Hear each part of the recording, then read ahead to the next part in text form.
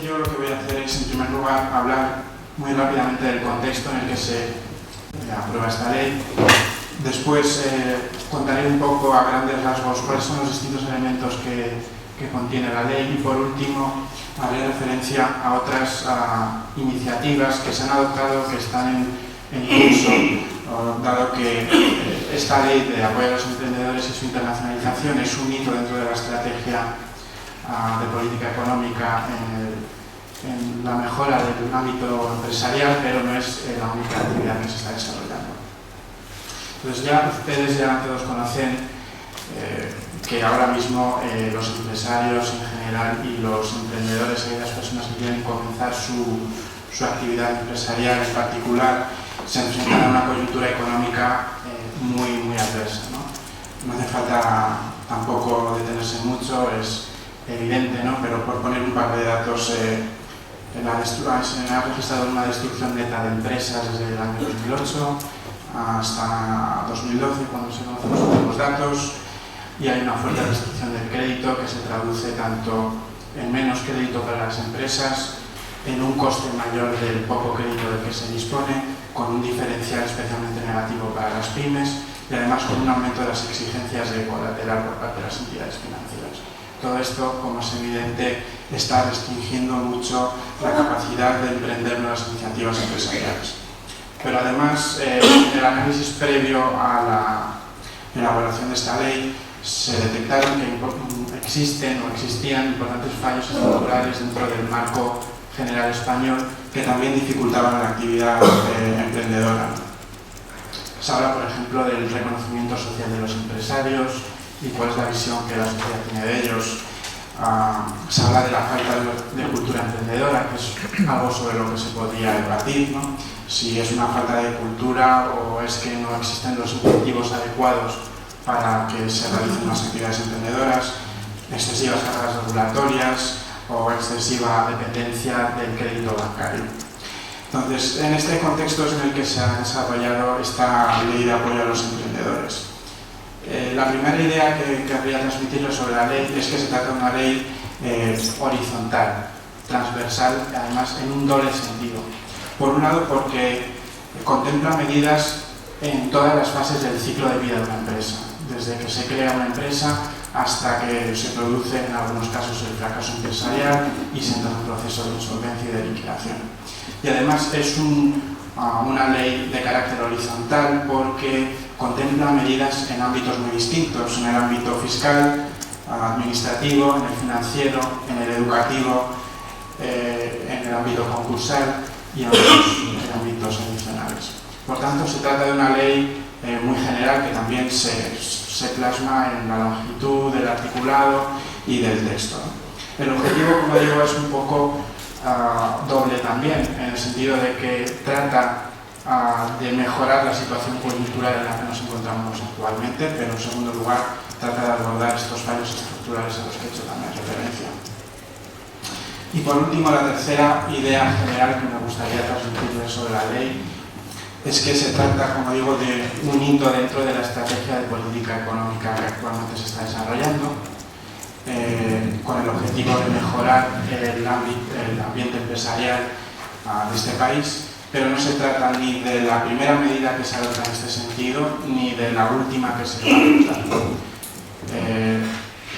El objetivo de mejorar el clima empresarial es lo suficientemente amplio como para que haya muchos ministerios implicados que puedan desarrollar medidas en sus ámbitos competenciales para mejorar este ámbito. Entonces, sin más, me gustaría ya pasar a describirles un poco los principales contenidos de la ley. Para que se hagan una idea, voy a hacer referencia a los aspectos educativos en primer lugar.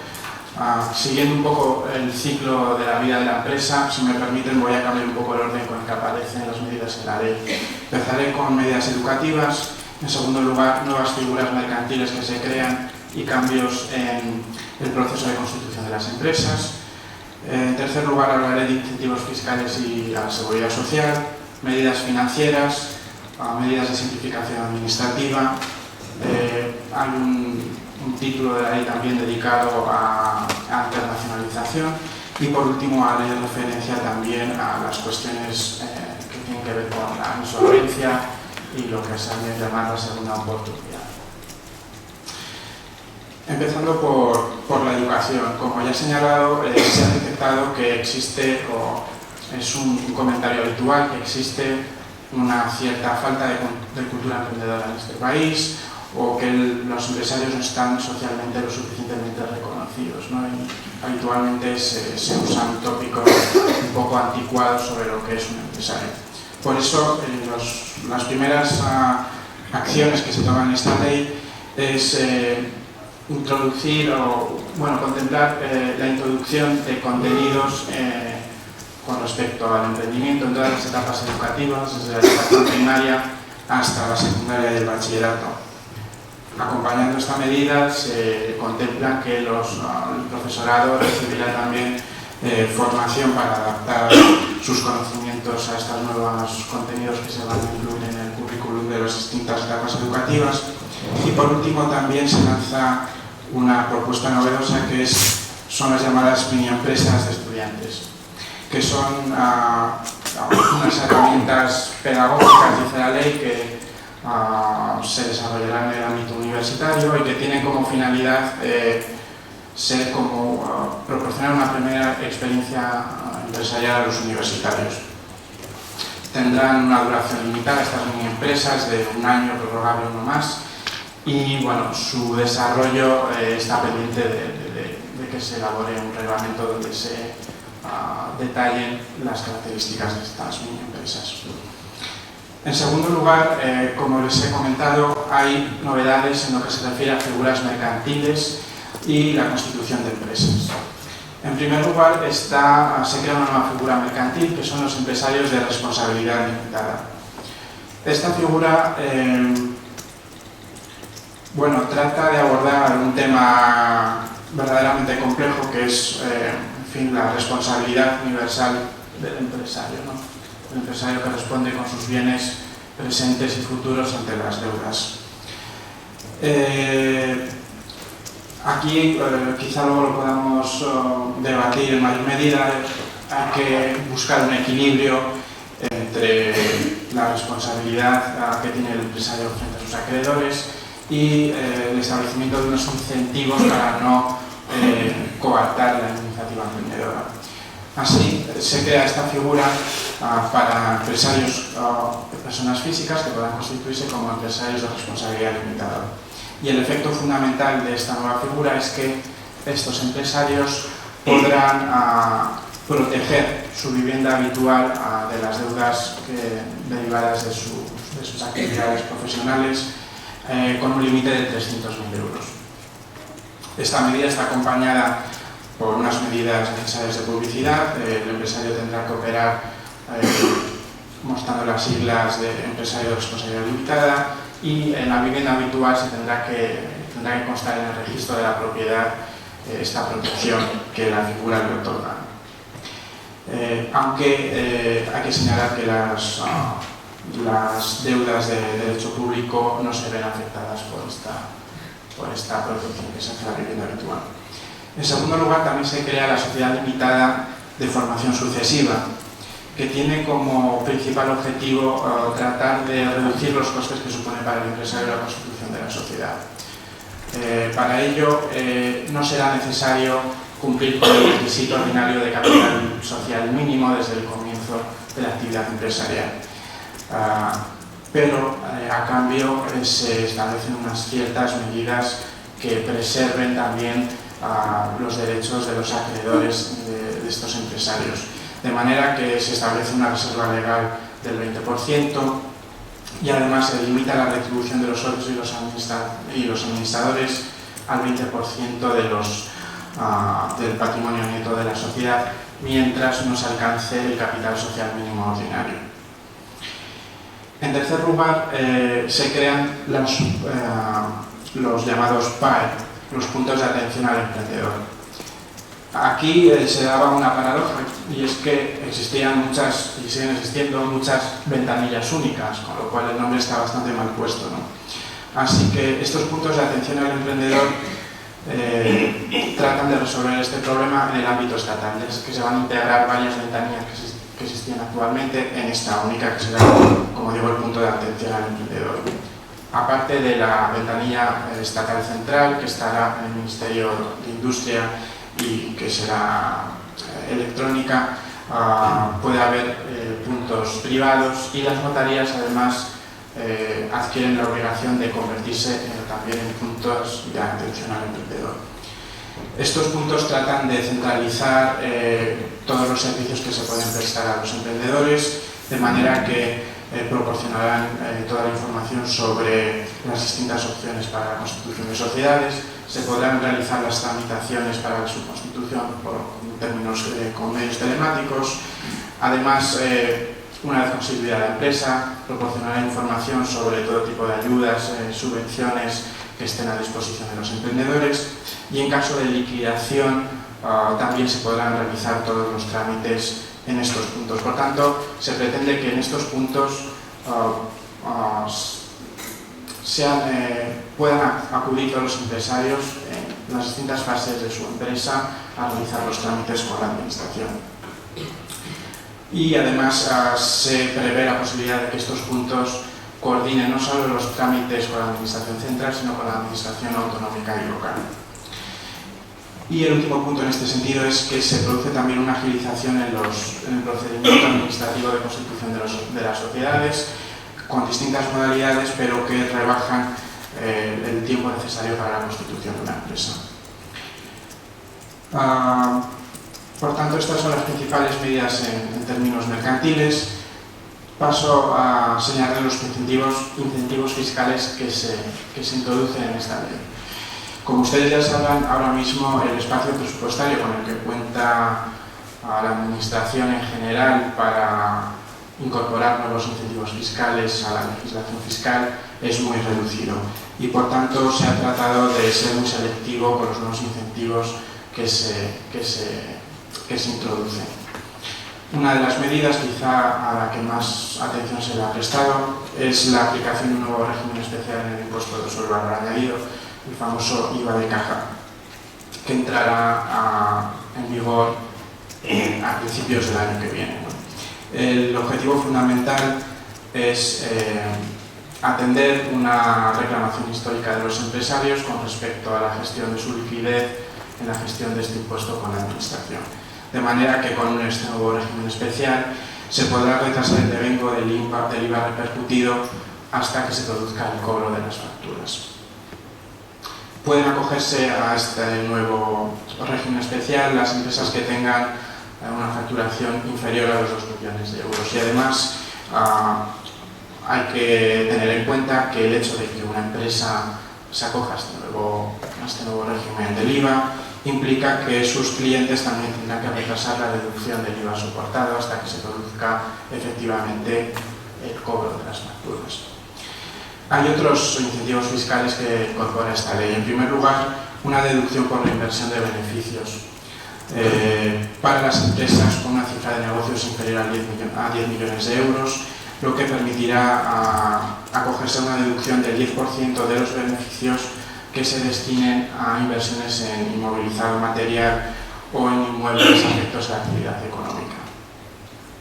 También se ha contemplado un incentivo fiscal para la I+D, y por último hay un incentivo fiscal para los business angels o inversores de proximidad, como a veces también se les llama. Este incentivo es doble. Por un lado, hay un 20% de deducción sobre una base de deducción máxima de 20.000 euros cuando se produzcan las inversiones en empresas de reciente creación. ¿Qué es una empresa de reciente creación? Una empresa que tenga menos de 3 años desde su constitución y que además no tenga recursos propios superiores a 200.000 euros. Estas inversiones tendrán que mantenerse en la empresa entre 3 y 12 años y no podrán suponer más del 40% del capital social. El segundo incentivo fiscal para los business angels será la exención íntegra de las desinversiones cuando estas desinversiones se dediquen a nuevas inversiones en empresas de las mismas características. Y por último, también hay una medida en el ámbito de la seguridad social, es que cuando existan emprendedores que sean pluriempleados. Pongamos el caso de una persona que trabaja, está en el régimen general de la Seguridad Social y decide emprender una actividad por cuenta propia, tiene que darse de alta en el régimen especial de trabajadores autónomos. Pues bueno, se han contemplado unas reducciones en las cuotas en el régimen de trabajadores autónomos. Vistas, como digo, las figuras mercantiles y las fiscales, hay medidas financieras también y de reducción de las cargas administrativas. En medidas financieras, la ley no contiene muchas medidas por una razón muy clara, y es que ya se están desarrollando medidas de gran calado en otros ámbitos, y este no era el vehículo legislativo adecuado para introducirlas, ya que llevan su propio tiempo. Pero aún así hay tres medidas que conviene señalar. La primera son cambios que se han producido en la homologación judicial de los acuerdos extrajudiciales de refinanciación, que fue una posibilidad que se introdujo en el año 2011. Se había detectado ciertos fallos en la redacción de esta posibilidad que estaban dificultando que se produjeran estas homologaciones judiciales, que se llegaran a acuerdos extrajudiciales de refinanciación, y por tanto se han introducido algunos cambios técnicos. Fundamentalmente se ha reducido el porcentaje de aceptación del acuerdo necesario para su homologación del 75% al 67%, el 67% del pasivo de las entidades financieras, y además se ha desarrollado la designación del experto independiente que es nombrado por el registro mercantil y que es el encargado de negociar entre las partes y tratar de buscar un acuerdo. En segundo lugar, hay un cambio más en el ámbito de las entidades de crédito, que hace referencia a las cédulas y los bonos de internacionalización. Y por último, hay un cambio que se introdujo ya en la tramitación parlamentaria de la ley, que afecta a las sociedades de garantía recíproca. Hasta el momento, las sociedades de garantía recíproca tenían una exigencia de capital mínimo de 1,8 millones de euros.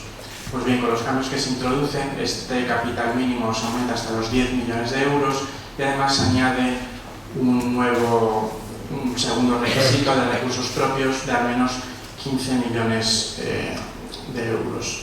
La finalidad de estos cambios es fomentar que se produzcan algunas fusiones entre sociedades de garantía recíproca que den lugar a sociedades más grandes y que sean más fácilmente aceptables como contrapartes por las entidades financieras.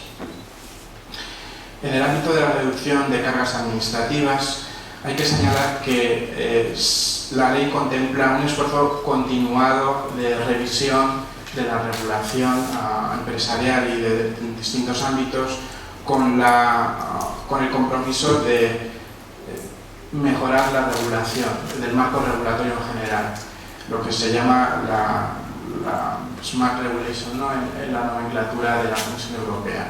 ¿Qué quiere decir esto?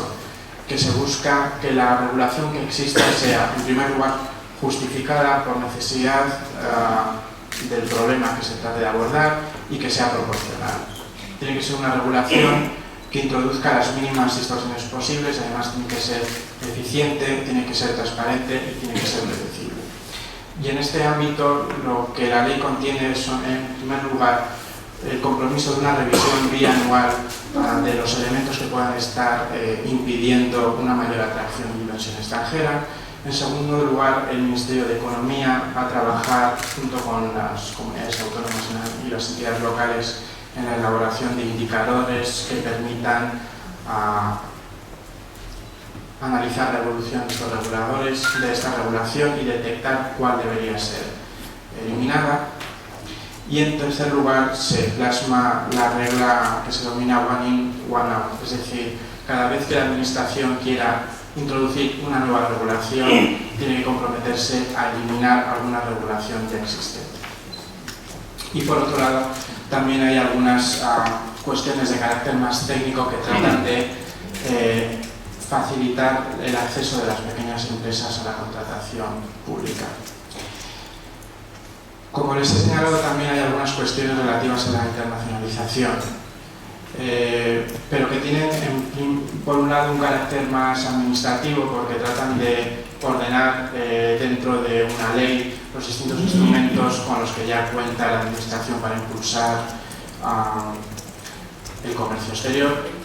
Y por otro lado se cambia el régimen de permisos y de visados con un objetivo muy concreto, y es que España no cree barreras innecesarias que impidan atraer talento, atraer capital humano y atraer inversores al país, ¿no? Y esto viene además un poco forzado, si me permiten la expresión, por el hecho de que otros países ya han adoptado medidas de manera que cada vez más no se compita solo por el capital financiero, sino que se compite por el capital humano. Y en este sentido conviene que España no se quede atrás. Por último, haré referencia a las medidas en el ámbito de la insolvencia empresarial que, como digo, introduce la ley. La situación actual es, si me permiten la expresión que leí hace poco, es la tiranía de la responsabilidad universal. Un empresario, persona física que adquiere unas deudas, pues le van a estar persiguiendo casi hasta el fin de los tiempos, si me permiten. Entonces, la ley trata de ajustar ese equilibrio a favor de los empresarios, manteniendo las suficientes salvaguardas para los acreedores. La primera medida es el empresario de responsabilidad limitada, a la que ya me he referido anteriormente. La segunda es un cambio en el artículo 21 de la ley concursal, que introduce lo que en otros países se llama Fresh Start, o aquí se va a llamar segunda oportunidad. ¿Qué quiero decir con esto? Bueno, pues que con la nueva ley, la ley concursal pasa a contemplar que si en el caso de insolvencia de una persona física, en este caso puede ser tanto un empresario como un consumidor, siempre que la insolvencia no haya sido declarado culpable por la insolvencia, y si además ha satisfecho los créditos contra la masa, los créditos privilegiados y un 25% del crédito concursal, de los créditos concursales ordinarios, podrá recibir la exoneración de las deudas no satisfechas. Que esta es una figura que hasta el momento pues, no existía en nuestro ordenamiento jurídico ni en la ley concursal. Y el otro elemento que se introduce en este sentido es un título 10º en la ley concursal que desarrolla un nuevo mecanismo, el acuerdo extrajudicial de pagos. El objetivo de este nuevo mecanismo es proporcionar a las empresas con un mecanismo ágil, rápido y flexible para resolver situaciones de insolvencia. ¿Quiénes se pueden acoger a este mecanismo? En primer lugar, empresarios, personas físicas que cuenten con un pasivo inferior a los 5 millones de euros, y además empresarios también, personas jurídicas que estén en concurso y que no revistan especial complejidad. Eso se traduce en el cumplimiento de una serie de requisitos con respecto al pasivo, con respecto al número de acreedores.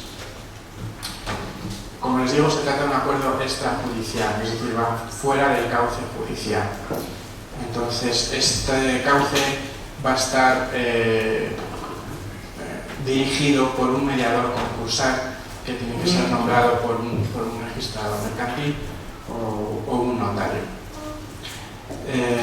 Y este mediador concursal tendrá que cumplir con una serie de requisitos para poder serlo. En la ley se detalla el procedimiento, ¿no? La empresa puede solicitar al registrador que nombre un mediador concursal, que inicie el procedimiento. En el momento en el que se inicia el procedimiento, el empresario puede continuar con su actividad y además recibe una cierta protección contra ejecuciones, aunque esa protección no afecta a por ejemplo, las hipotecas, ¿no?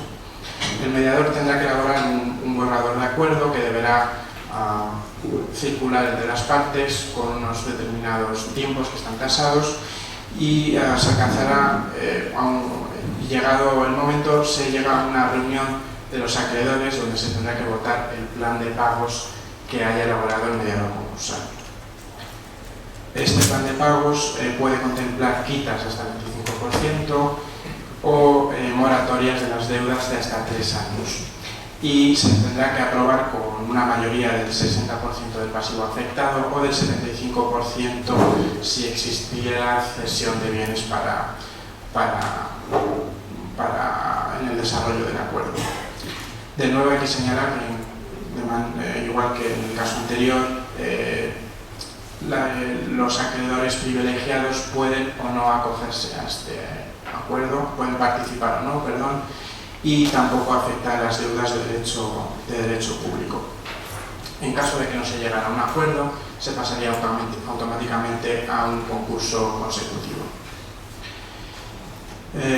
Como les digo, estas son las principales medidas que contiene la ley, que como ven afectan a distintos ámbitos y además en distintas fases del ciclo de la vida empresarial. Sin embargo, como les he señalado, estas no son las únicas medidas que se han adoptado ni que se van a adoptar. Como tampoco quiero extenderme mucho, solo me referiré a dos bloques de medidas. Por un lado están las financieras. Obviamente uno de los principales problemas actualmente del tejido empresarial español es la falta de crédito.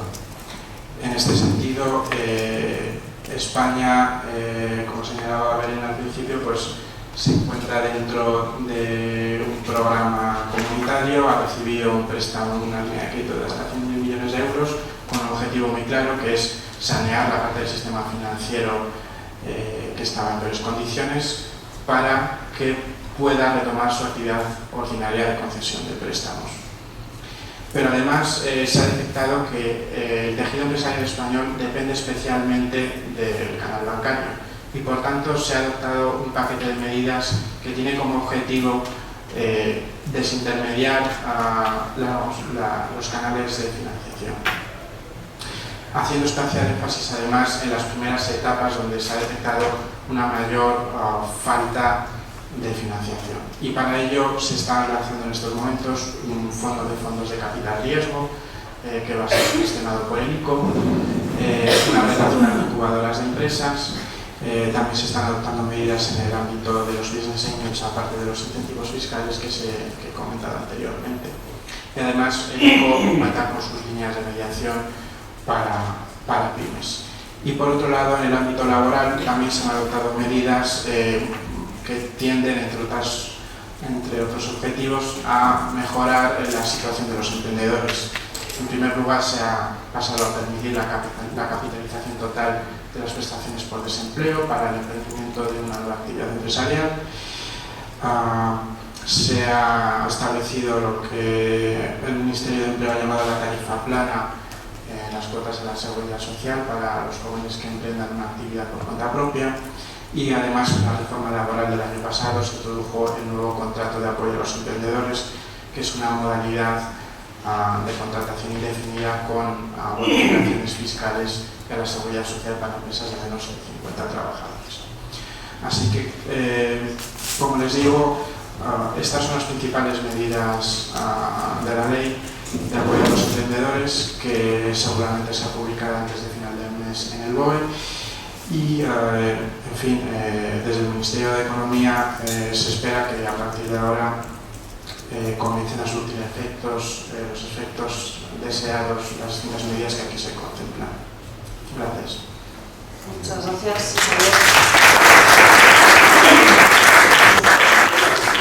A mí me gustaría que la intervención mía fuera un poco útil de cara a que conozcáis mejor, si me permitís que los tuteemos y tal, a los emprendedores, ¿vale? Si podemos enlazar la contabilidad o vuestra profesión con lo que es propiamente el emprendedor. Esto, creo que esta utilidad puede ser una cosa buena, ¿no? En este ratito como se está. Bien, en principio, bueno, de aquí, por ejemplo, temas de LinkedIn, ¿hay alguien que está en LinkedIn? Redes sociales, levante la mano, por favor. Fantástico. Facebook, Twitter, X, otras. Bien, esto es importante. Vamos a comunicarnos con un ecosistema que se maneja sobre todo en redes sociales. ¿Vale? En términos de comunicación, vayamos poniéndonos las pilas ahí. Quiero decir, es importante que esto lo entendamos. Estamos hablando de comunidades. Y estas comunidades están pasando en Internet. Bien, era solamente una cuestión que quería saber para ver un poco el perfil que tenéis. En principio, cuando un sujeto que es emprendedor entra por la puerta de vuestro despacho.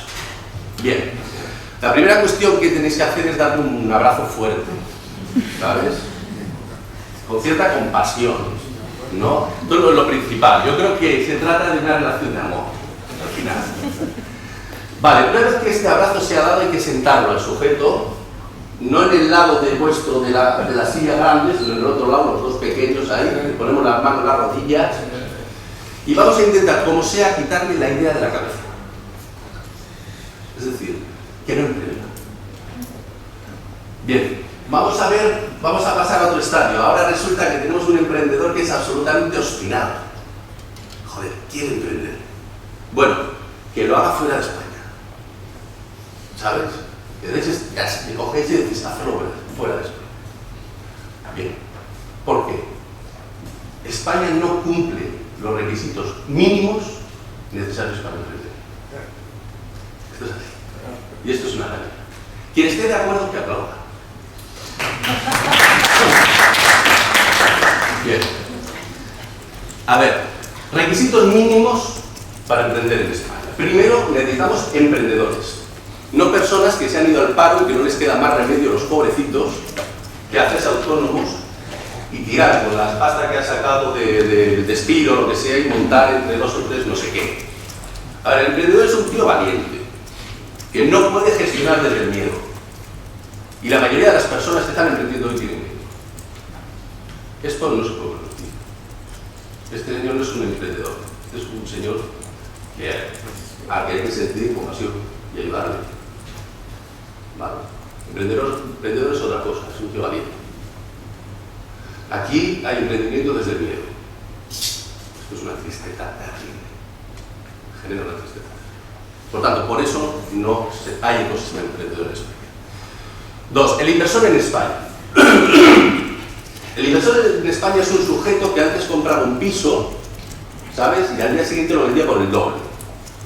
¿Vale? Esto se les ha acabado este chollo y la cuestión ahora mira en el emprendimiento porque está de moda. Y quieren estos mismos resultados. Cuando hablamos de business angels y toda esta gente, es todo absolutamente un bluff.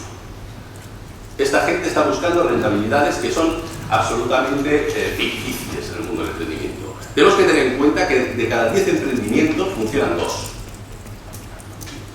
Y el inversor, en el momento que ve que sus 5 pesetas mañana no van a ser 10, pero mañana, y además júramelo, y además espérate que vamos a sacar la sangre, la vamos a juntar y tal y cual, se va a comer. Entonces, no nos engañemos, no hay inversores en España, hay especuladores en España. Esto hay que cambiarlo. Siguiente cuestión. En España no hay dinero. Hagamos todas las leyes que queramos, pero no hay dinero. Mientras no haya dinero, no hay dinero. ¿Vale? Y además hay una cuestión. No hay dinero en la administración. En un país donde las empresas están intervenidas por la administración. Es decir, cuando nosotros vamos a Estados Unidos y vemos que las empresas en sí mismas son empresas y que las inversiones van contra las ideas, aquí no. Aquí todas las empresas dependemos de la administración. Igual no en la primera escala, pero sí segunda, tercera. Es decir, yo puedo no trabajar para la administración, pero mi cliente sí, etc, etc. Entonces todos sufrimos la salud de la administración. Y la salud de la administración es humana. Los bancos. Un horror. O sea, los bancos nada. O sea, cero. O sea, los bancos no dan dinero. Tienen miedo, no tienen dinero o no quieren darlo, no lo sé todavía lo que está pasando. Pero en este caso, esta nueva ley lo que va a hacer es que ya no te den nunca un dinero. ¿Por qué? Porque aunque todo ahora te dan un poco, te dicen, no ir por la casa. ¿Sabes? Que tampoco me interesa nada. Forma, que tal que tienes buenas ideas. Pero no es que la casa tampoco, que se la tiene aquí, inmediatamente. Bien. Otra cuestión que a mí me gustaría comentar, los ecosistemas de emprendedores, cuando vamos a Tel Aviv, o vamos a Silicon Valley, o vamos a Nueva York, que son las 3 ciudades mejores del mundo, vemos que todos tienen un nexo común. Aquí Pablo luego podrá hablar más en profundidad. ¿Vale? Todos tienen un nexo común. Hay una universidad en el centro, donde está concentrado el tema del talento y la innovación. ¿Vale? Vamos a San Francisco, podemos ver Stanford, vamos a Tel Aviv, podemos ver Technion, y en Nueva York, pues cualquiera de ellas, porque son maravillosas. Bien, pero eso es el eje fundamental del emprendimiento. A partir de ahí, hay empresas que detectan que esas universidades proveen de talento y rodean literalmente esa universidad. Y entonces va IBM, va Apple, va Google, va toda esta gente que está situada geográficamente alrededor. ¿Por qué? Porque quieren ese talento, quieren a los mejores en sus empresas. Tercer punto y círculo, todas estas empresas están rodeadas de inversores de verdad, que quieren detectar oportunidades e invertir en ellas. Esto ocurre exactamente en todos estos lugares que estoy hablando, que son los punteros en el mundo. En España no ocurre nada de eso. Ya está, no pasa nada, cambian las cosas.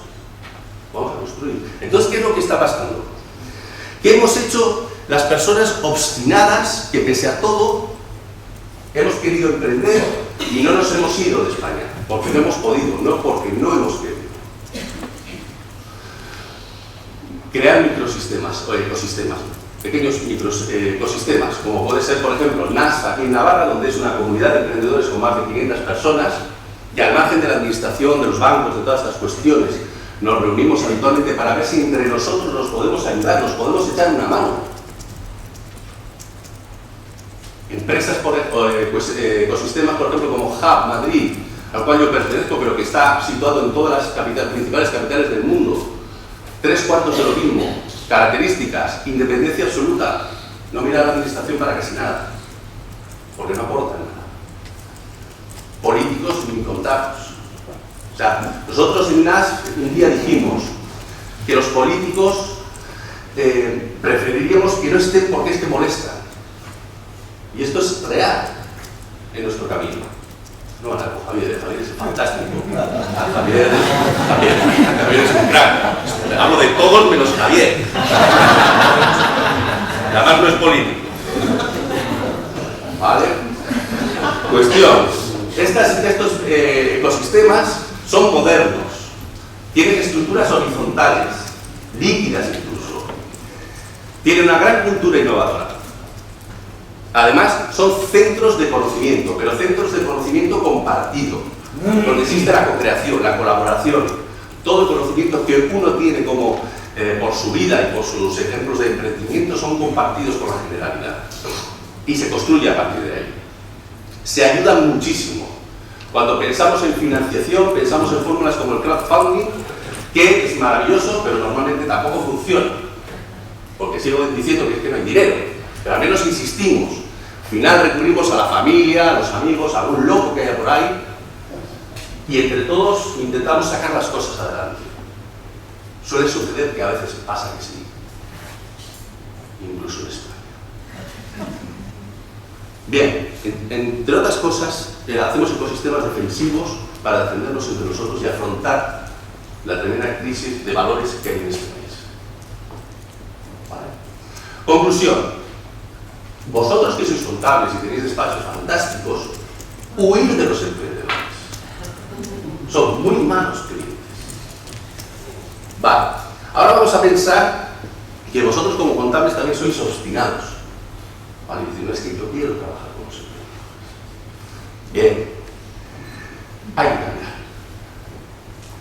Tenemos que ir del lado izquierdo del cerebro, donde aparecen unas casillas y tal, unas al derecho. Tenemos que pasar y cambiar de contables funcionales a contables épicos para ser útiles. Debéis acompañar con vuestro conocimiento y con vuestro talento a todos estos emprendedores dando soluciones creativas. Es así, es lo que necesitamos de vosotros hoy. Porque vosotros os pasará, ya antes hablaba con un amigo, a mí me viene el contable, pereza, o sea, yo no entiendo nada de lo que está poniendo ahí, yo digo, bueno, ganamos dinero o no, ¿sabes? Y ya está, pero joder, pero es que si un día me da un abrazo frío, es una especie de orgasmo, ¿no? Entonces, necesitamos que los contables estén a nuestro lado, con una cosa que la leo textualmente, que me quedó bonito de ayer, dice, sintiendo el calor, el aliento de todos vosotros. No solo el frío de una o de una ley que en un país donde no fluye el dinero no va a servir para nada. Dicho esto, antes de venir, yo he preguntado en Twitter y he dicho, oye, ¿qué voy a hablar ahora con gente del mundo de las contabilidades y tal? ¿Qué os gustaría que les dijera? ¿No? Y entonces me dice en Twitter esta mañana, un ratito, ¿no? Y esto, quiero decir, son puntos que igual son cápsulas que podéis tener en cuenta para lo que la comunidad de Internet o gente que es emprendedora, pues directamente les gustaría comentar. Yo hago de puente aquí, ¿no? Un tal Pachezquiroz, maravilloso, dice que sean capaces debe tener personalidad de contable para no hacer lo que dice el jefe, sino que el jefe por lo menos se plantee si hace lo que dice él. Pues bueno, ya hay un poco de todo. El empresario toma decisiones, dice Pachi también. El contable le debe ofrecer los argumentos pensando que quien invierte es el mismo. Dice, estrategia ante todo y que sea visionario de lo que puede llegar a pasar para poner los medios que aumenten ingresos y reduzcan impuestos. Aitor dice, tiene que ser capaz de ir a precio variable.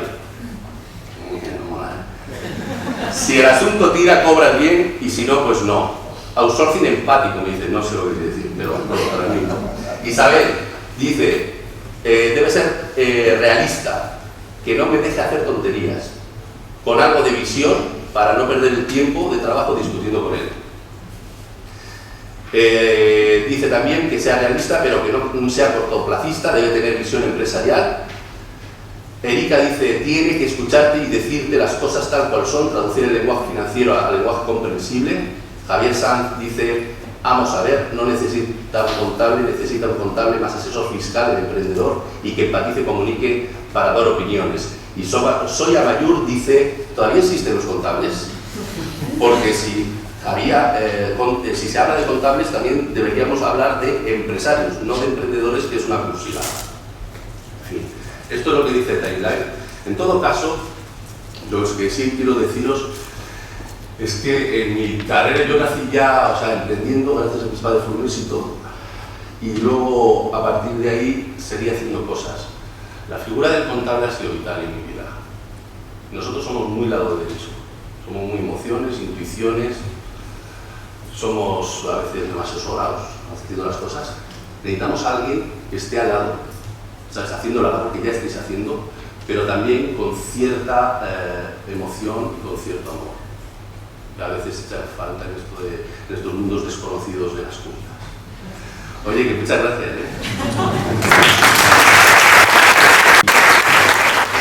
Y en principio, bueno, a mí me toca, yo soy el aves raris, ¿no? Soy el emprendedor, ¿no?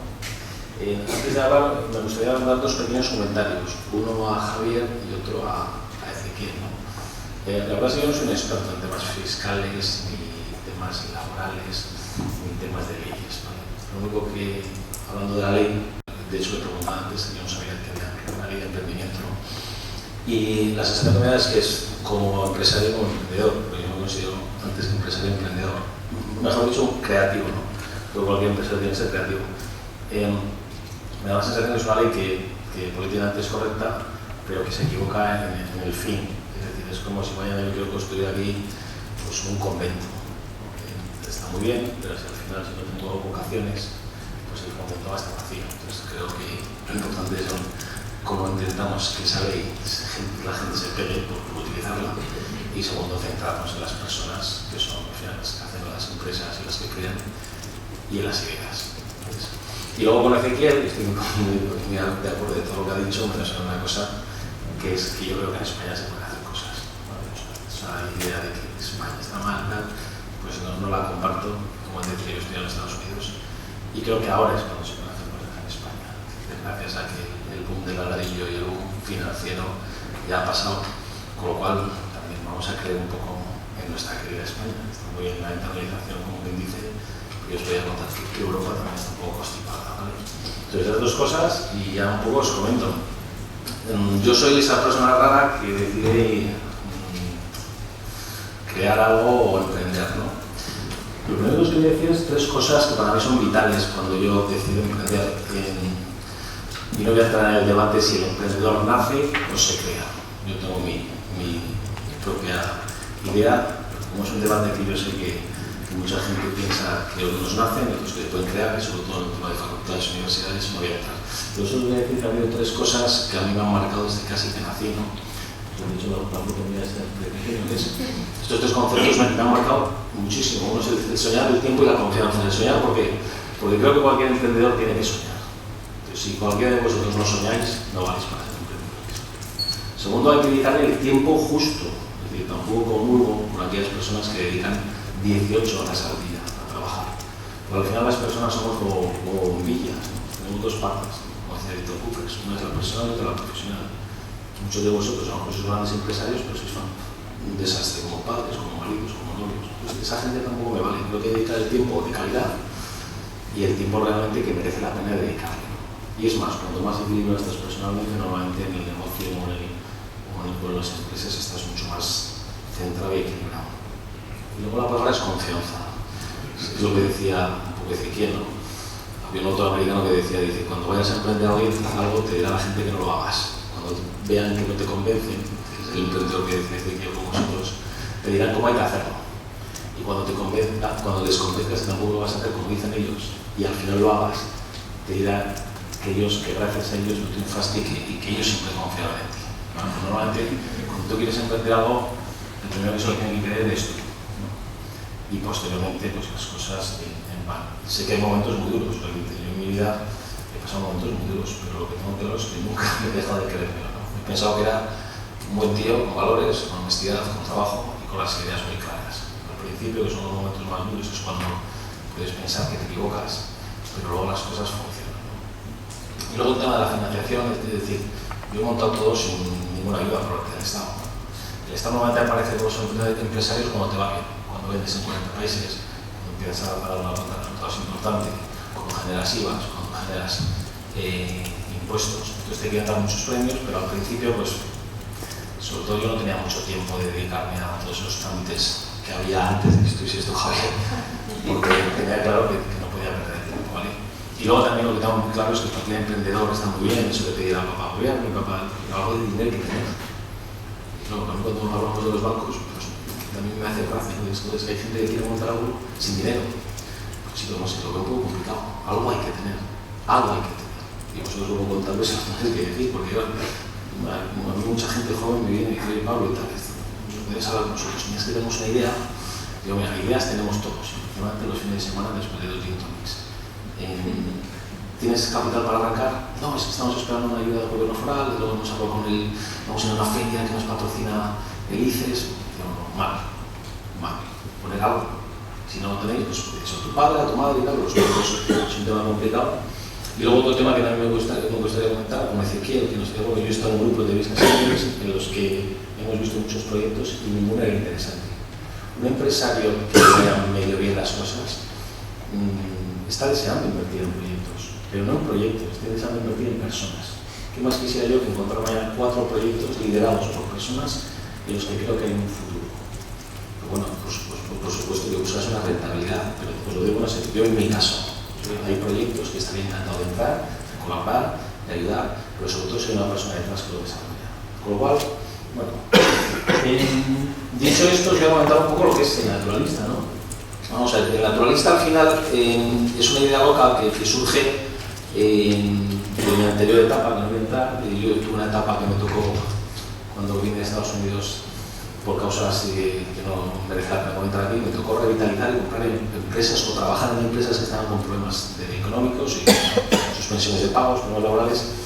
Y trabajé muchísimo para una empresa que se llama Camper, que era un gran cliente nuestro. Y a Camper nosotros le hicimos muchísimas cosas, de I+D, de desarrollo, y después de un tiempo trabajando en esas empresas que son un poco duras, que son complicadas, me di cuenta que al final yo lo que quería era crear. Desde pequeño había tenido sueños de crear algo, y al final dije, bueno, vamos a ver, si yo soy de zapatos, mi familia viene del mundo zapatero, de la industria del calzado, ¿por qué no podemos unir 3 cosas? Que son, una, la tradición zapatera. Un zapato en los últimos 50 años ha cambiado en hacerse del 20%. Hay algunas máquinas que han optimizado procesos, han mejorado costos, pero al final el trabajo es un trabajo manual. O sea, cada zapato es distinto. O sea, hay un señor que tiene que montar, formar, coser. No es como una máquina que hace tenedores o vasos que entran, es manual. Como hay una tradición, que lleva un tiempo estancada en España y a nivel internacional.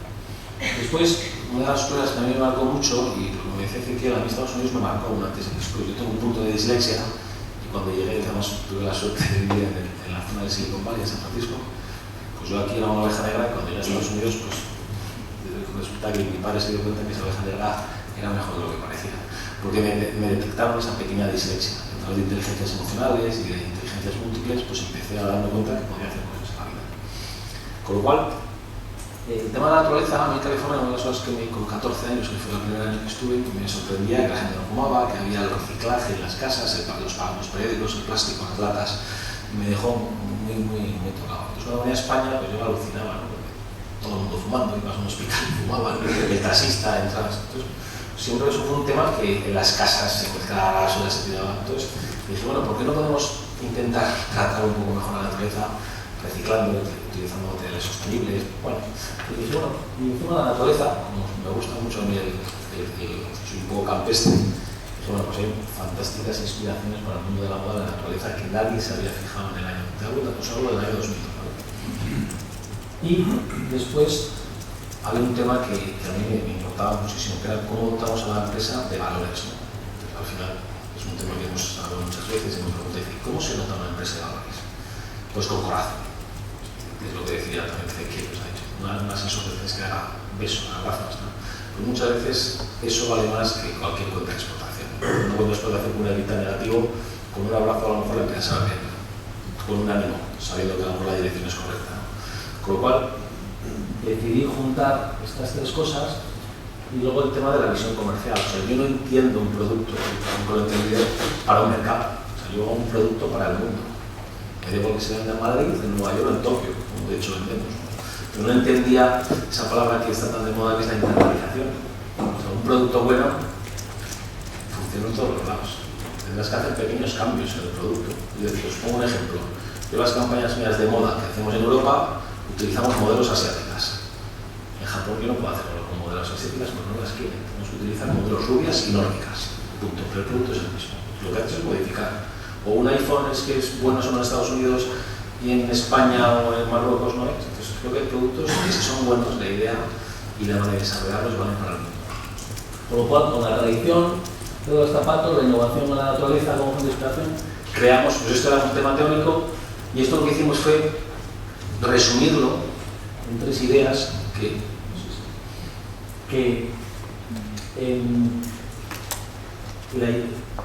creamos un modelo, no sé si era bueno o malo, ¿vale? Intenté mezclar todas esas cosas, ¿no? Entonces, es un modelo green, voy a hablar del modelo green, que finalmente está un poco de desuso, ¿no? Porque al final el tema ecológico, sostenible, creo que ha pasado de moda, se mira de otra manera, pero en aquel momento pues intentamos combinar tres cosas que eran producto, persona y planeta, ¿sí?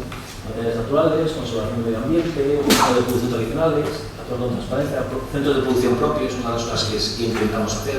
Yo llegué a un acuerdo con gente que tenía fábricas, yo no tengo fábrica de zapatos, pero me di cuenta que era muy importante, es decir, las grandes multinacionales en el mundo, porque es que hoy en día estamos compitiendo en el calzado, todas no trabajan a través de tradings, en China, en Europa del Este, en Marruecos, en Túnez. Entonces, el no tener una fábrica propia te genera bastantes problemas. Entonces, me di cuenta rápidamente que yo quería tener fábrica propia, pero yo no iba a invertir en un ladrillo ni en máquinas. Yo invierto en talento y en ideas. Entonces, uno de los grandes éxitos que tuvimos fue asociarnos. Me asocié con la gente que tenía fábricas, que eran unas fábricas muy pequeñitas y que ahora son muy grandes, y ha sido que actuar con transparencia y tener un código hoy en día ya tenemos un código ético de la empresa, pero en los primeros momentos me he dado cuenta que al final la honestidad, la transparencia, tanto con proveedores, con clientes, con consumidores final, pero bueno, tampoco es un tema que haya que ponerlo, pero es que en el año 2002, lo que decías, el boom era comprar un piso y venderlo por el triple, o invertir en bolsa y ganar. Entonces, bueno, pues era un tema que cuando hablabas de RSC, transparencia, honestidad, lo importante no es los beneficios de la empresa, pues me trataban todo. Y luego fuimos con es que no sé qué pasa, fuimos con... Bueno, es que las crisis no se han visto. Vale, entonces, todo lo que os he comentado, lo que hicimos fue sintetizarlo, porque todo esto no se lo podía contar a la gente. Entonces, hicimos una empresa que eran las tres P's que llamamos: producto, persona y planeta, ¿no? Además en inglés es Product, People and Planet. Y eso creas el naturalista, es el producto, hacer un producto lo más sostenible, lo más medioambiental lo ecológico posible, sin llegar, mis zapatos no son ecológicos, es imposible. Cuando tienes unas producciones ya de un cierto volumen, es imposible. El caucho proviene de donde viene y se genera, se manipula en centrales petrolíferas y químicas, por lo cual es imposible, pero por lo menos intentar. El planeta, intentar cuidarlo de la mejor manera posible, con nuestro granito de arena, y además ver el planeta como un mercado mundial. Y luego las personas, porque al final nuestros zapatos están hechos por y para personas. Con lo cual yo no entendí una empresa que no tuviera estas tres. Entonces, en el 2003 nacemos, ¿no? Y una de las cosas que para mí era muy importante, que me venía de mi época de Estados Unidos, es lo que llaman en Estados Unidos el mission statement de una compañía. ¿Qué es tu compañía? ¿Qué quieres hacer? Red Bull te da alas. Coca-Cola, Enjoy, la chispa de la vida. ¿Qué es mi compañía? Pues nosotros hacemos queríamos crear zapatos inspirados en la naturaleza para gente comprometida. Eso es el naturalista. Entonces, ¿qué pasa? Que es un mission statement que me encanta porque tiene dos vertientes. Uno, la racional. Creo que cualquier marca tiene que tener dos vertientes, la racional y la emocional. Es decir, Red Bull tiene la emocional de que cuando me veo un Red Bull ya pruebo el examen, entonces estudio toda la noche y hago lo que voy a subir este monte y lo hago. Y luego tiene la racional, que al final es una bebida con burbujitas y que sabe bien, ¿vale? Pues nosotros aquí lo que tenemos es, hacemos zapatos inspirados en la naturaleza, o sea, se toca, es un zapato, pero para gente comprometida. ¿Qué es ser comprometido? Cada uno que lo entiende, es un valor mucho más emocional que racional. Esta frase y este mission statement de la compañía nos ha marcado mucho en el DVD de la empresa, porque al final estás diciendo que tampoco quiero que me compre mi zapato cualquier persona. Y de hecho, en el estudio que tenemos nos damos cuenta que la gente, nuestro target, nuestro consumidor final, son gente un poco especial. Y sí que podemos decir que entre comillas son comprometidas, cada uno con su causa. No voy a entrar en el motivo de las causas, pero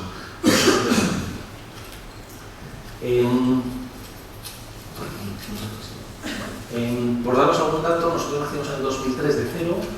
El primer año prácticamente hicimos 37.000 pares, empezamos en 8 países y el año pasado vendimos casi 800.000 pares y estamos en 40, ahora estamos en 45 países, porque hemos abierto 3 países más de Sudamérica, ¿vale?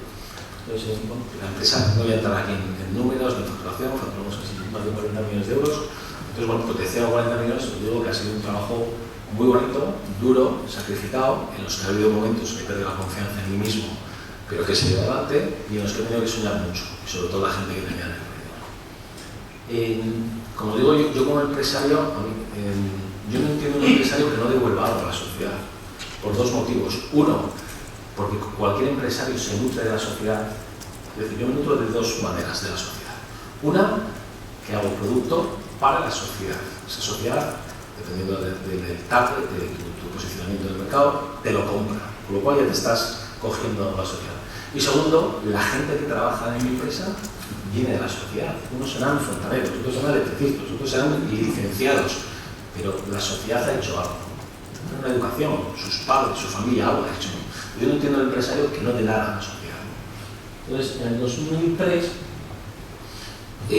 ya tuvo que ver mucho mi mujer. Mi mujer sabía que era creador de cosas, ¿no? Entonces me dice, Pablo, tú no puedes crear algo en lo que no ayudes. Y yo le decía, no, pero ya había puesto de trabajo. No, Pablo, eso no vale. Tú vales para hacer más cosas. Bueno, pero joder, ¿cómo voy a crear yo y voy a ayudar en el tema de la cooperación si no hemos empezado a trabajar? No tengo ni la cuenta de los resultados del primer año. O sea, no sé si voy a palmar pasta, si voy a ganar. Da igual, Pablo, empieza. Bueno, me convenció. Ya sabéis que las mujeres tienen su poder de convocatoria de convención muy alto y me convence. Entonces, nacimos con una cosa que denominamos Proyecto Atauchi. Atauchi era un niño que mi mujer conoció en Perú viendo un hogar de niños discapacitados, se llamaba Atauchi, y entonces creamos el Proyecto Atauchi. ¿Y qué conseguía? Pues lo hicimos a través con una ONG en ProPerú, de Navarra, que ya no existe desgraciadamente, que era ProPerú, en la que queríamos impulsar un proyecto para niños discapacitados, síndrome de Down, autistas, madres violadas con niños con deformidades, en Arequipa, en Perú. Dijimos, bueno, pues oye, algo pequeño, si podemos dar 2.000, 3.000, 4.000 euros, pues ayudaremos. ¿Y qué se nos ocurrió? Lo que se nos ocurrió fue lo siguiente. Creamos una suela, una colección que se llamaba Nazca, inspirada en Perú. Pues esa colección lo que hacía... Ahí está, perdón. Esa colección lo que hacía es imitar las líneas Nazca de Perú, las que se ven en el aire. Entonces hicimos una suela que imitaba nuestra rana haciendo parecer que eran las líneas las que había. Entonces lo que hacíamos es de cada par vendido, nosotros donábamos €1. Y bueno, pues ya está, €1. Quiero que entendáis que cuando vendes un zapato, mucha gente en aquel momento hubo gente que nos criticó. Yo no vendo un zapato, pero si toda la ropa o todos los zapatos que compréis en las tiendas, el precio de venta no es el que está en la tienda. Las tiendas normalmente, tanto de moda, complementos o calzado, multiplican el precio mío que yo vendo por un 2.5 o por un 3, dependiendo. Es decir, un zapato que vendo a 50, multiplicáis por 2.5 y sale 100. Ese es el precio de venta, por ahí tienen que meter los alquileres, tal. Entonces, un euro en aquel momento, cuando no éramos nada, pues en la cuenta de nosotros era dinero. Y el tema empezó a funcionar. Entonces vendimos muchísimo esta colección básica y empezamos a decir, pues eso es alucinante, ¿no? Sin hacer publicidad, sin hacer nada. La gente se enteraba y empezó a funcionar. En el 2005 decidimos dar un pasito más, ¿no? Del proyecto Atabuchi con el Hogar de la Esperanza en Arequipa, que empezó a funcionar. Estuvimos viendo lo que veías a los niños, ¿no? Tenemos casos de niños que han estado, me acuerdo una niña que había estado 16 años atada con un perro porque era autista, porque sus padres no entendían qué le pasaba a la niña, sobre todo en zonas rurales. Tenemos un niño que al final falleció, que se llamaba José Carlos, que tuvo, en el primer año de su vida tuvo 6 intervenciones de corazón, no tenía familia, eran unas monjas. Entonces, bueno, nos dimos cuenta que ya no era un tema económico, sino que nos llenaba mucho como empresa. No solo a mí, sino a la gente de almacén, que nos preguntaban, oye, ¿qué tal? Entonces nos dimos cuenta que empezaba a estar el ADN de la empresa. En 2005 decidimos crear lo que hoy en día, sin saber cómo se llamaba, el Departamento de Responsabilidad Social Corporativa. Entonces lo que decidimos hacer como líneas estratégicas. Además de esto, tenemos que hacer más cosas. Entonces teníamos temas de la infancia, principalmente con el proyecto de Perú, temas con la sociedad, empezamos a dar charlas en colegios, en institutos, en guarderías, a padres, para decirles, mira, hay una empresa que ha nacido, no somos nada, pero desde que hemos nacido queremos ayudar, queremos colaborar. Y si os cabe, fenomenal. No con el fin de recaudar dinero, con el fin de demostrar. Muchas veces las empresas tienen una imagen de deshumanizadas, y sobre todo el empresario que solo está preocupado en la cuenta de explotación y en el dinero que gana. Yo creo que hay una imagen de que no. Un empresario está encargado de contratar a gente, de que la gente esté contenta, por lo menos en mi caso, de intentar, con las mujeres hemos tenido muchísimo tema que aquí en Navarra al principio tú estás loco y tal, y nosotros hemos contratado muchísimas mujeres, ¿no? Las mujeres tienen hijos. ¿Qué pasa? La conciliación laboral, que muchas veces se habla a nivel político y tal, pues es una falacia. Yo hablo con una empresa y me dice, tú estás loco, contratando a mujeres. Baja, luego te quedas ¿y qué? La empresa tiene que ser flexible para primero que se desarrollen personalmente. Tener un hijo, es que sois madres, yo sois padres, principalmente la sois madre y tengo 3 niños. O sea, el hijo es lo más maravilloso que pasa en la vida. O sea, hay que dedicarle tiempo. Y la madre es la que tiene que estar más tiempo con ella, desgraciadamente. O sea, el feeling que tenéis con los niños, cuando sois bebés no tenemos padres ni de lejos. Con lo cual hay ciertas cosas que hay que empezar a hacer y hay que empezar a romper tabús y tener horarios flexibles, sistema de puestos rotativos en ciertos puestos donde una persona baja pero la otra ya sabe, o sea, otro día podríamos hablar de eso. Con la empresa empezamos a trabajar, ESADE empezó con nosotros y me dijo, en nuestro caso es alucinante, queremos hacer un caso práctico con vosotros, con la Universidad de Navarra, con foros empresariales, a explicar nuestro caso porque se empezaba a ver como un caso de éxito. Y luego con la educación. La educación de la infancia y la sociedad van un poco unidas, empezamos a desarrollar todo el tema de complementos, de proveedores, de las cajas, el merchandising, el marketing, empezamos a desarrollarlo con empresas, es decir, con Aspace, Tasubinsa, Fundación Hyundai, es decir, ¿por qué empresas que en teoría con gente de exclusión laboral no podían hacer algo para nosotros? Podíamos encontrar unos precios competitivos y encima ayudaban. Entonces, generamos esto en 2005, fue creciendo, desarrollando más. Pero nos dimos cuenta que el tema iba impregnando tanto en la empresa que nos faltaba más, ¿no? Decimos, bueno, está muy bien, pero esto tiene que ir a más, ¿no? Entonces lo que hicimos fue, a finales de 2011 ya empezamos a pensar que de alguna manera esto se tenía que englobar en algo mucho más grande. Está muy bien ayudar en un proyecto en Perú, teníamos ya más proyectos en Tanzania, en África, lo veis, y teníamos también, es decir, colaboraciones. La empresa en el año 2011 ya estábamos alrededor de 1.2, 1.3 millones de euros que donábamos a cosas bien organizadas, pero entonces nos dimos cuenta que al final nosotros donábamos, ayudábamos, pero al final yo no entendía la empresa como era muy unilateral, nosotros decidíamos lo que hacemos, qué proyectos, tal, y nos dimos cuenta que al final en un viaje que hicimos a los 4 proyectos que ya en ese momento estábamos trabajando, que eran en Perú, en Tanzania, en Haití, en Japón, después del tsunami, nos dimos cuenta que era maravilloso. O sea, que frente a toda la situación económica que estamos viviendo en Europa, que había gente buena, que había gente que creía en las personas, entonces, que había gente dispuesta a ayudar, sin un fin económico. Entonces, viniendo de ese viaje, los cámaras, me acuerdo que vinieron, al de Haití fui yo, que vine, fue uno de los viajes más impactantes de mi vida, que me di cuenta de la felicidad que había en Haití después de lo que han pasado. Luego en esa Pamplona te dabas cuenta que discutíamos porque si me iba a comprar la tele de plasma o si mi hija quería un iPad, ¿no? Entonces, algo está mal, ¿no? Y hay gente buena, ¿no? Entonces decidimos crear el proyecto We Believe in People. Es una comunidad de believers, de gente que cree que las personas son buenas. Es decir, es un mensaje positivo. Las personas por naturaleza somos buenas. Entonces creamos una comunidad en la que empiezan a pasar cosas, ¿vale? Entonces voy a poner un primer vídeo que era un poco con gente que fuimos conociendo en los 4 viajes, pues que creamos un vídeo.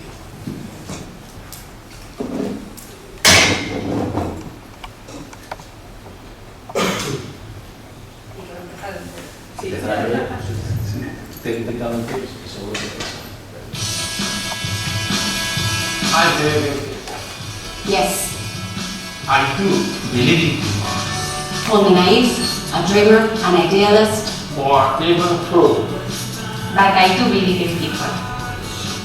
People are capable of great things, of laughing, Of loving, of creativity and ingenuity, of believing in themselves, and in others, of fantasy, of music, of pain, of hope, of friendship, of magic,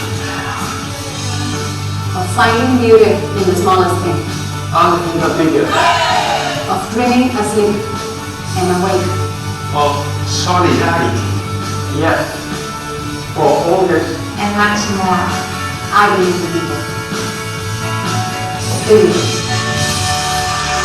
Una vez nos dimos cuenta que había mucha gente buena, que nos topábamos, desde colaboradores, gente que quería ayudarnos, nos dimos cuenta que nosotros, ¿qué podíamos hacer más? ¿Cómo podíamos incrementar nuestra ayuda o nuestro compromiso, ¿no? Entonces, después de dar muchas vueltas, también la gente de marketing, el departamento de RSC, nos dimos cuenta que un elemento importante para nosotros es la caja. O sea, con una caja nosotros podemos hacer... con una caja nosotros podemos llegar, al final, cuando alguien compra nuestros zapatos, lo que recibe es la caja. Me conoce a mí, me conoce muchas las personas de la empresa, entonces, ¿cómo la cautivamos con la caja, no? Entonces nos dimos cuenta que la caja nuestra tenía mucho poder y que podía viajar por muchas partes del mundo. Entonces hicimos otro vídeo en el que dijimos, en ese mismo viaje, digo, vamos a intentar que la caja sea un nexo de unión entre la gente buena, entre la gente que nosotros creemos que tiene que estar al lado nuestro, porque precisamente esa es la gente que queremos en nuestra empresa, como decía antes, zapatos inspirados en la naturaleza para gente comprometida. Vamos a empezar a que la caja volase, ¿no? Y hicimos otro vídeo de la caja, como que veréis, la caja va a países.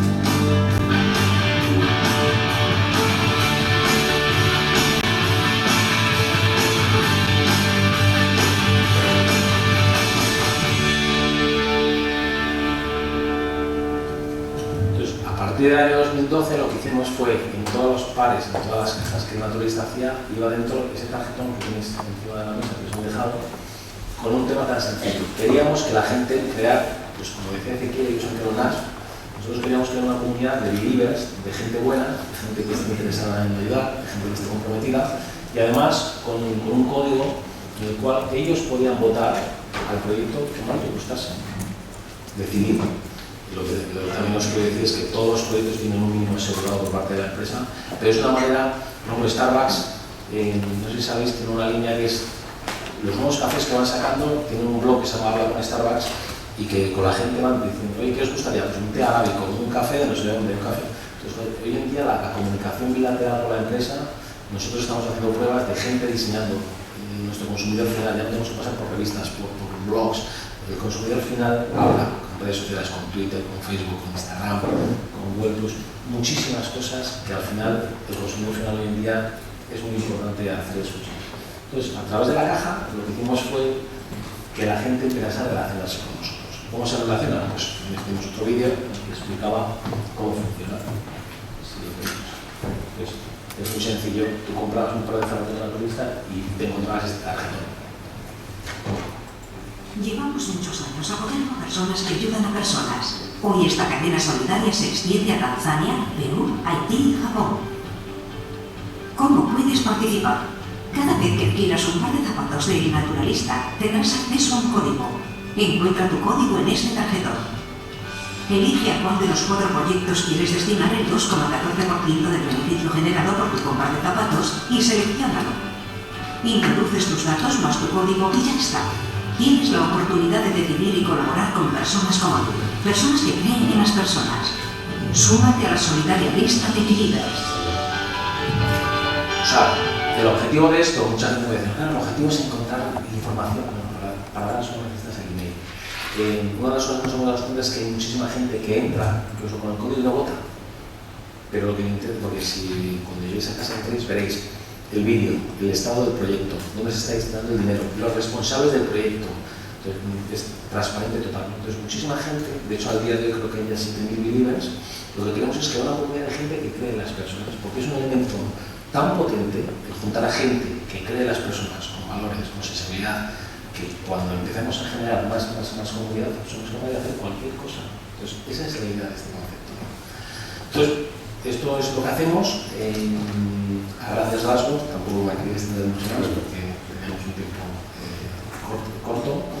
Y lo que nos interesa es que Pablo Picasso, que para mí es uno de los grandes genios de los últimos años, decía que empiezas con una idea y terminas en algo más. Pues eso ha sido la entrevista.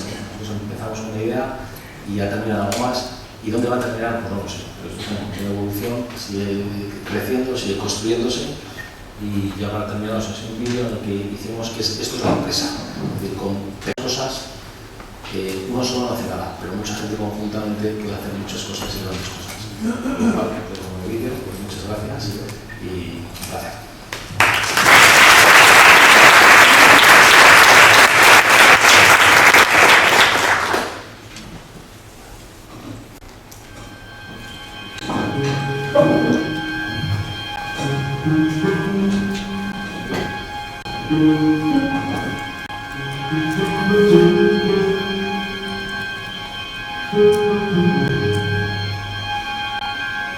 Thank you.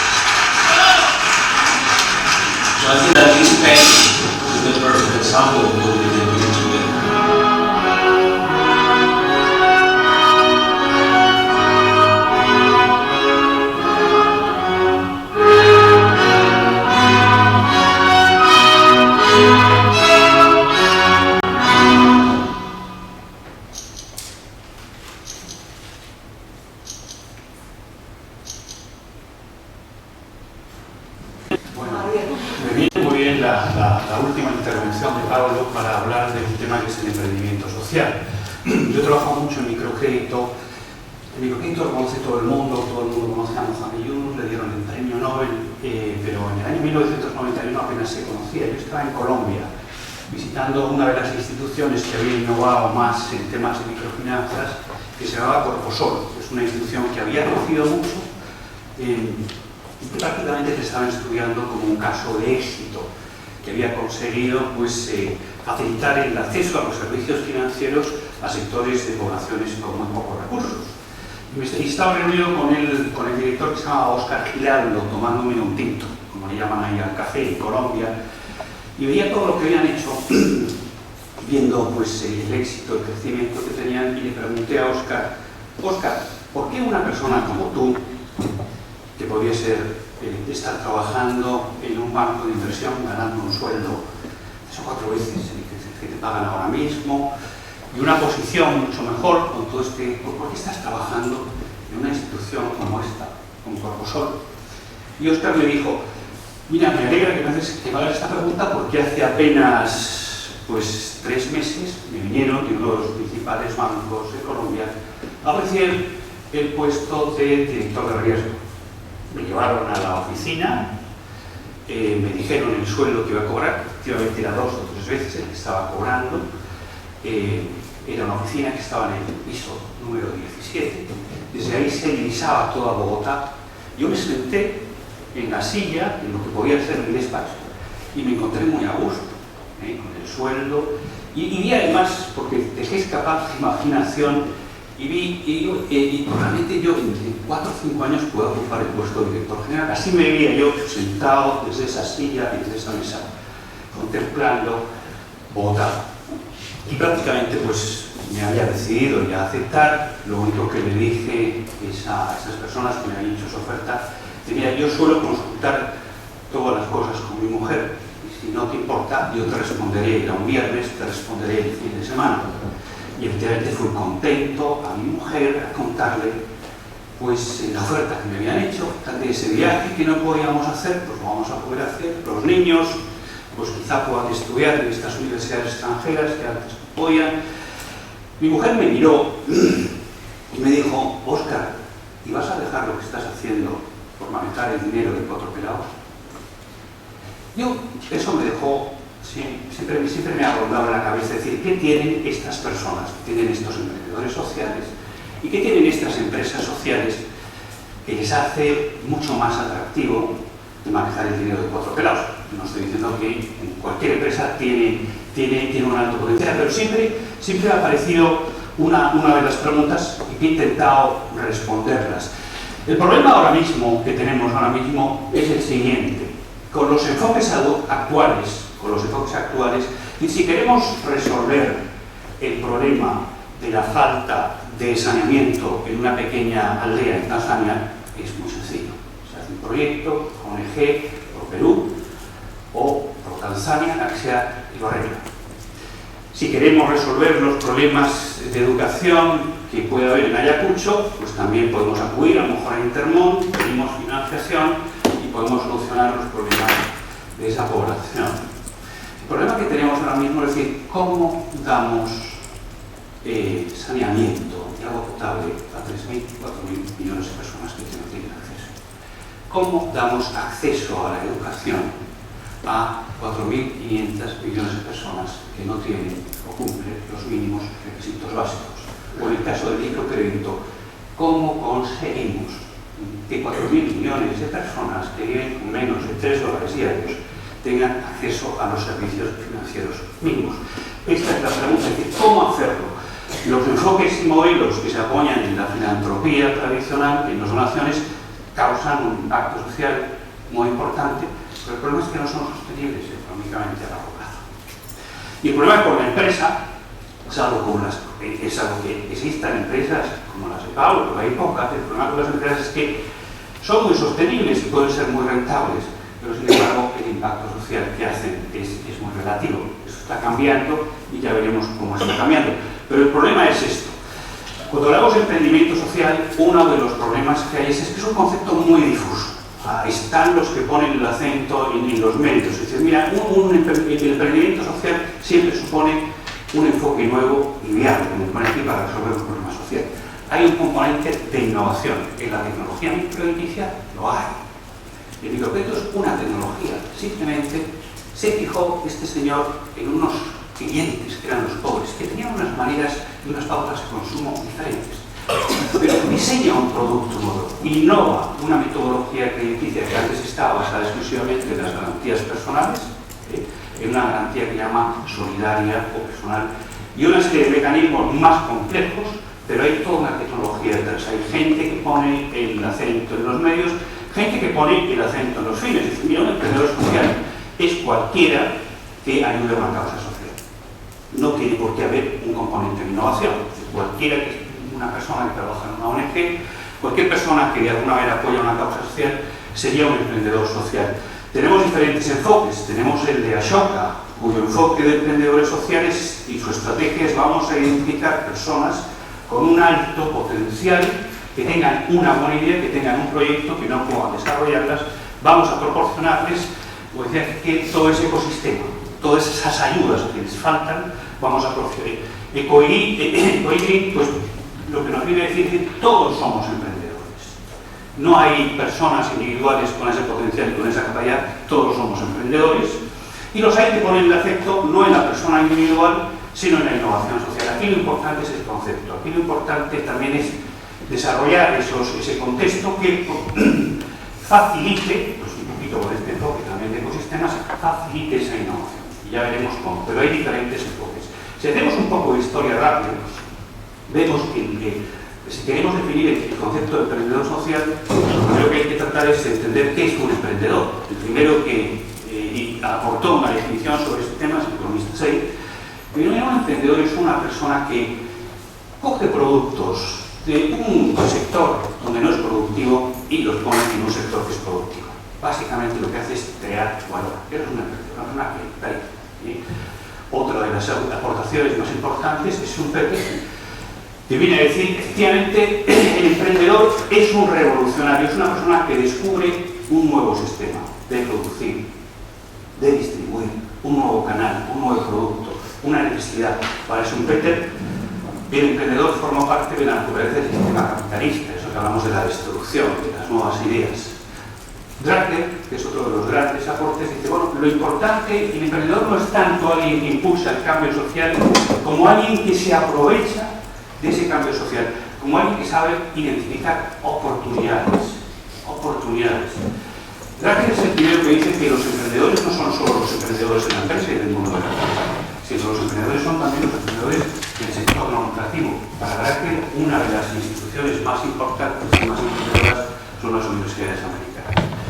Y por último, está este señor Stevenson, dice que es un profesor de Harvard que estudió mucho el tema de emprendimiento y descubre una cosa, un elemento común en todos estos emprendedores, que mira, estos son señores que saben descubrir recursos donde otros no. Tienen las pupilas de tal modo dilatadas que, así como nosotros nos vemos normalmente limitados por los recursos que tenemos a nuestra disposición, un emprendedor es el que sabe movilizar esos recursos por terceros.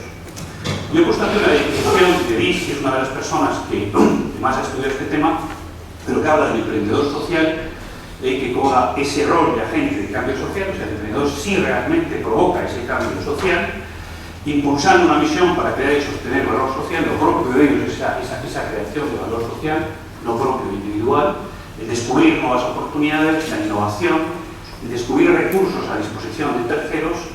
Y lo último que quiero poner más el acento, un altísimo compromiso con la rendición de cuentas y con los resultados. Mirad, compromiso social tenemos todos, motivación social tenemos todos, pero hay muy pocas personas que sean capaces de transformar ese compromiso en resultados concretos. Los emprendedores sociales son los que son capaces de hacer sus sueños realidad. A veces, cuando tengo que explicar el caso del Grammy Bank a los alumnos míos del Instituto Empresa, y bueno, a veces se nos olvida que la creación del Grammy Bank llevó 11 años. Este señor se cogió el dinero a las primeras personas indias que no tenían acceso al préstamo, y lo prestó él.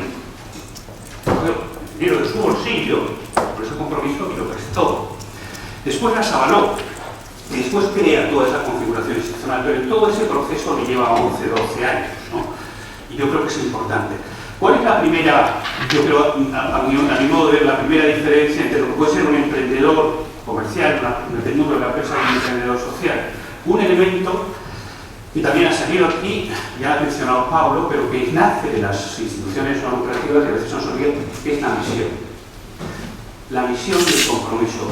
El principal indicador para medir el éxito de una empresa, aunque evidentemente pues ahora hablemos de variables sociales y medioambientales, sigue siendo la cuenta de resultados, sigue siendo los beneficios. El beneficio es como el primer termómetro.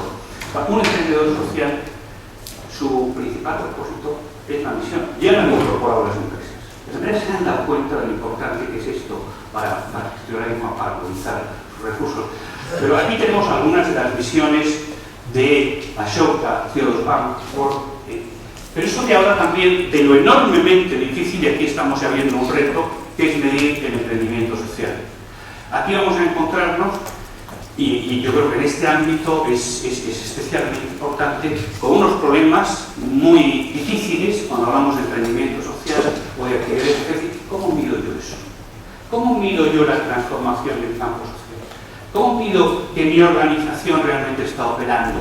Más allá de acumular en mi memoria una serie de actividades o proyectos que yo estoy realizando, ¿cómo estoy ayudando yo a cambiar la sociedad? ¿Qué modelo sale? Y esa es uno de los grandes retos que tienen las instituciones.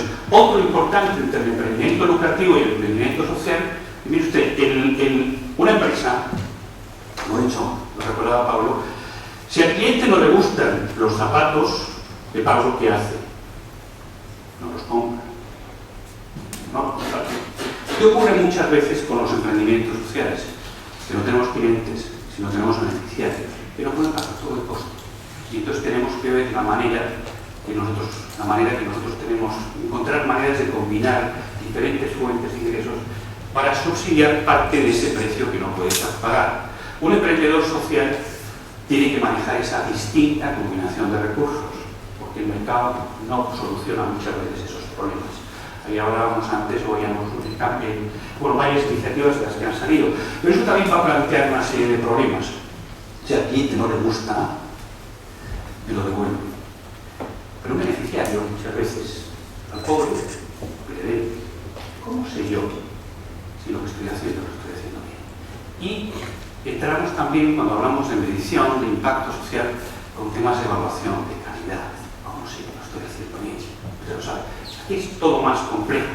Pero, y lo vemos así. O sea, aquí necesitamos, por una parte, como dos propuestas de valor. Una propuesta de valor muchas veces para ese cliente, pero para esos beneficiarios muchas veces tenemos que atraer esos donantes, todas esas personas que nos ayuden a realizar esa actividad. Y esas dos propuestas de valor, la económica y la social, hay que conjuntarlas. Y como veis, todo se hace enormemente complejo y enormemente complejo. ¿Y por qué es compleja la vida? Aquí tenéis este dibujo de Alicia en el País de las Maravillas, en el juego de cricket. No sé si recordáis el cuento de Alicia en el País de las Maravillas.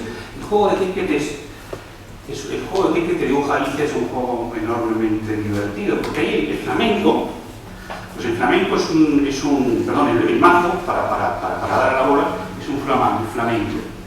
Y cuando Alicia quiere golpearla, levanta la cabeza. Es muy difícil. El erizo está bien un animal de voluntad propia, que en lugar de quedarse quieto, cuando siente que el flamenco le va a golpear, va a correr a otro lugar. Y en los aros, donde tiene que meter la bola Alicia, pues son, si recordáis bien, son con esos naipes que la reina de corazones va cambiando, porque las reglas del juego cambian cada jugada. Bueno, esta es la situación en la que nos tenemos que mover, el cambio permanente.